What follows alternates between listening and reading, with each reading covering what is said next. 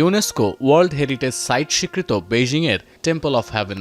৬০০ বছরের পুরনো এই স্থাপত্যের কদর এতখানি যে চীন সফরে এসে চাক্ষুষ এই নিদর্শন ঘুরে দেখেছেন মার্কিন প্রেসিডেন্ট ডোনাল্ড ট্রাম্প। প্রশংসা করেছেন এর কারুশৈলীরও।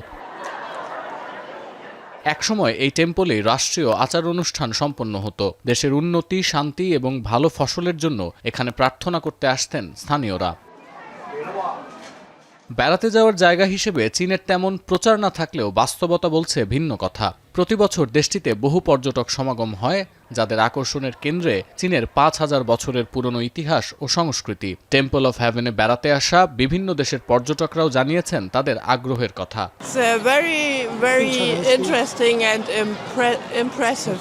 We took a lot of pictures with costumes. I think particularly as a European, it's so different to our normal, so it's so interesting. I think it's something that should be relished and should be protected. Okay, so this is my first time here in China, and I like historical stuff, so I was in the traditional market. 我爱中国的文化，我爱重视。 ভিনদেশি পর্যটকদের যেমন প্রিয় গন্তব্য চীন, তেমনি এই খাত থেকে বেইজিংয়ের আয়ও ঈর্ষণীয়।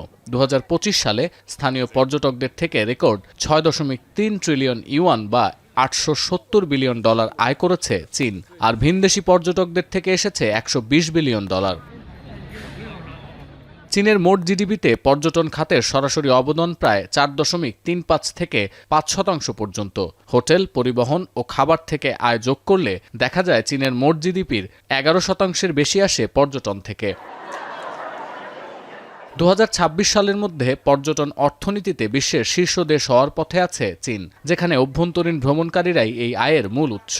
সংশ্লিষ্টরা বলছেন, দেশীয় সংস্কৃতি ঐতিহ্য টিকিয়ে রাখার পাশাপাশি নিজস্ব স্থাপত্য নিদর্শনগুলো যত্ন করে রক্ষণাবেক্ষণ করায় এই খাতে অভাবনীয় সাফল্য অর্জন করেছে দেশটি।